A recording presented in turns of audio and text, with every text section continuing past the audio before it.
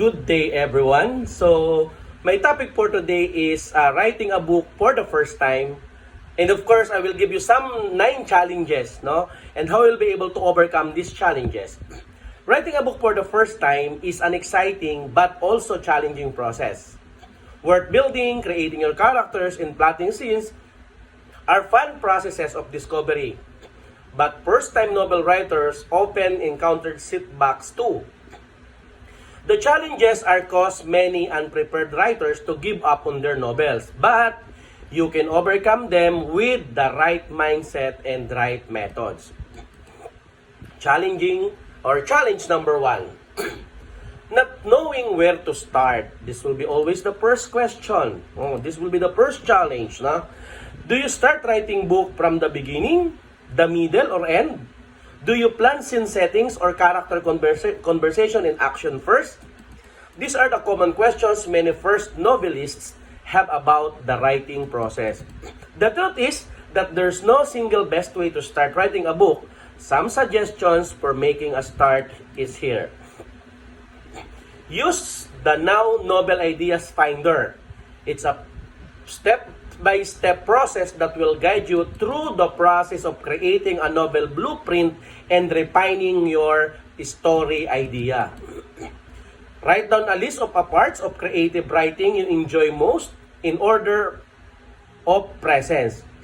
Start with your favorite part, no, of the process, whether it's writing scene, setting, or devising plot.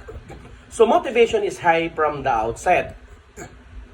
Just write, no? If the blank page is daunting, do free writing. Put anything down on the page that pops into your thoughts for 10 minutes. Do this exercise until a phrase or an image grabs you and you want to continue to the story. Challenge number 2. Worrying your idea isn't good enough. That is also another challenge for a beginner. You might not be as confident as a seasoned author, of course. Even if you have written multiple books, you might still worry your story idea isn't great. To build confidence, it is important to be open to helpful feedback. Ask others why they think of your story concept, and here are several ways to test your idea to see whether it will sustain an entire book. Try to read Randy Ingermanson's answers to a worried writer who thought he had a boring novel idea. Randy reminds us that there are few truly original story ideas. Write a version of your novel in miniature as a short story first. Does it grab others whom you share it with? Do you or they feel it could use more detail and expanding? Remember that even the most boring or simple idea can become a fascinating book if description and characters are written imaginatively. If you still remember Virginia Woolf's Mrs. Dalloway is mainly about a woman buying flowers for a party and a man struggling with mental health issues, but it's widely considered a 20th century masterpiece. Challenge number 3. Stopping writing to pursue a competing idea. Chronic indecision is something that countless writers experience while drafting their first novels. You might have come up with great concepts or you might have sketched a great protagonist. Yet when you get into the labor of writing, suddenly that other idea about a society where X group has Y unusual law or ability is more appealing. File away competing ideas that don't fit into your current story. And they still be where there when you're done. Notice when other story ideas start to distract you, is there a particular place in writing process that you feel the strongest urge to start afresh? If you can identify the bumpy passage that makes you abandon ship, you can circumvent it by focusing on the aspect of craft that challenges you most. Say for example, that you're finding your characters too much like cardboard cutouts, you might think, but this other's character's idea is better. That's why I'm struggling. Instead, work on your skill at character writing. You could make a list of your favorite characters from books, films, or TV and reread, rewatch them, noting down every distinguishing character such as mannerism, style of speech, and physical appearance. Read advice on how to write better characters and put together a collage of images that associate with your character and use this for inspiration. If you are the writer who abandons story ideas repeatedly for newer, more exciting ones, you might be surprised to find that there's a particular challenge, whether structural or craft related, that is the real cause of your losing interest. For challenge number 4, being an over-scrupulous editor. Editing is important. Of course, a good edit is what separates many a mediocre to good book from a prize-winning one. But it's easy to be overzealous about editing when writing a first novel. Take note, every writer has a slightly different process. One person might prefer to write a synopsis of each chapter scene, but scene better starting, while another might be a pantser writing the whole novel from start to finish with minimal outlining. Resist the temptation to edit excessively as your draft. However, when you're writing your first novel, it's easy to put a lot of pressure on yourself to make every single word and line sing. But it's like Margaret Atwood says, if you wait for perfection, you might never write a word. Here are the 3 ways to overcome the overwhelming desire to edit your writing excessively. Number 1, make drafting a game and set a timer for X number of minutes and a word count have to reach. Don't stop writing even to read the last line until you reach the target or the timer runs out. Number 2, give yourself permission to be bad. Tell yourself you're going to write the worst, most typo-filled book of all time. Let your prose be the deepest shade of purple for now. Number 3, dictate your draft into a voice recorder or mobile recording app and transcribe later. You might feel embarrassed to read out loud, but you can always find a quiet spot somewhere where nobody can overhear. Challenge number 5, not finding time to write. This will be the issue. But at present, since we are in a pandemic, we have a lot of time. Especially, the classes started on August, no? For some school or some universities and colleges. When we ran a poll on the blog, so many of you said that you just can't seem to find the time to write. Here are some points to remember. What we call finding time is often simply making time.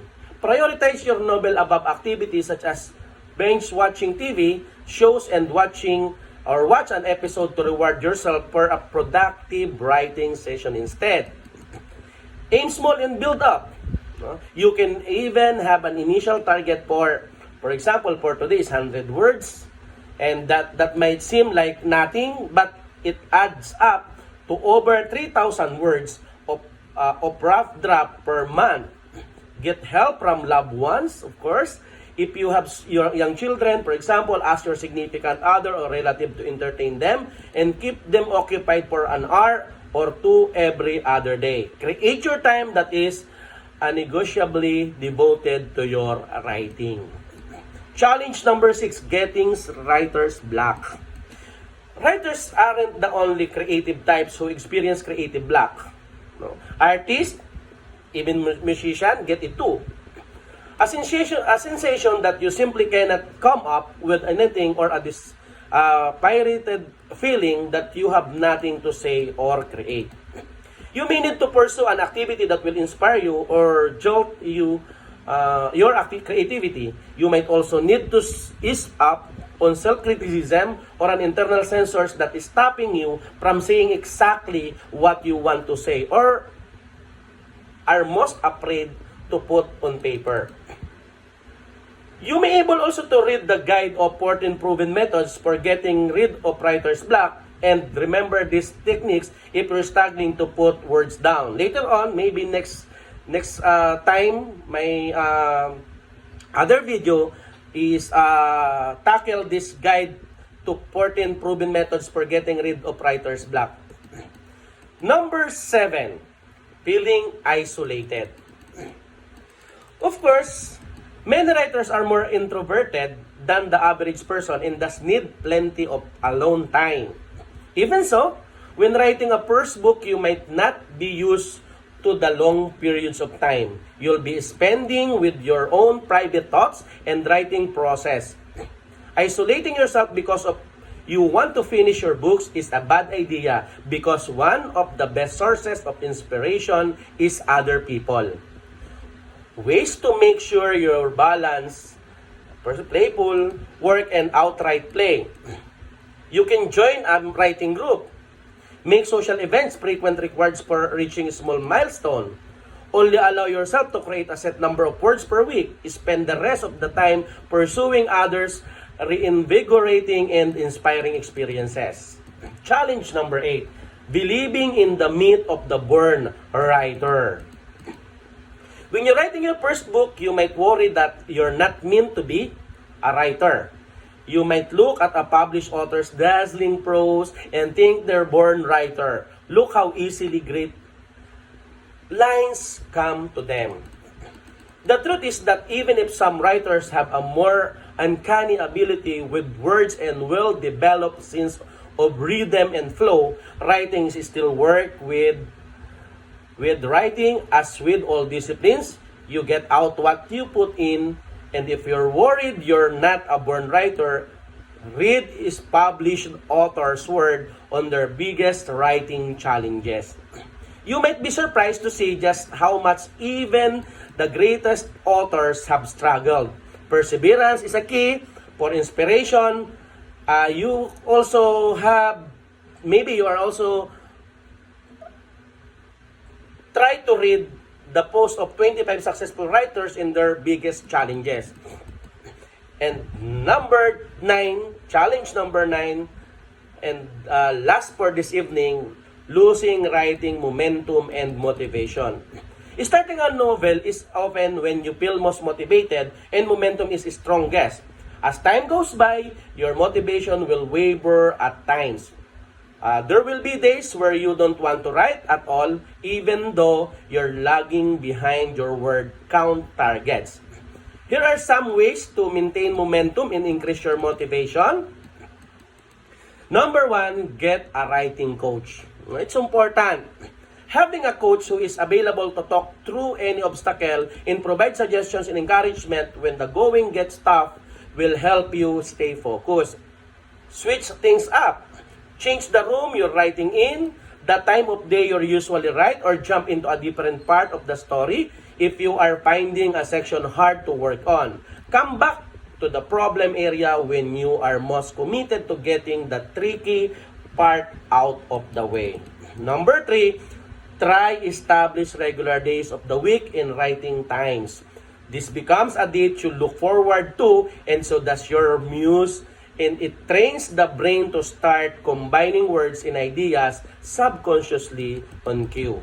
Number 4, join a supportive writing group and talk to other writers about challenges you are facing or any topic that interests you. Others with similar goals or your own will egg you on. Although writing as a novel for the first time presents many challenges, with the right methods and process, you can keep focused and productive until you have final manuscript at hand.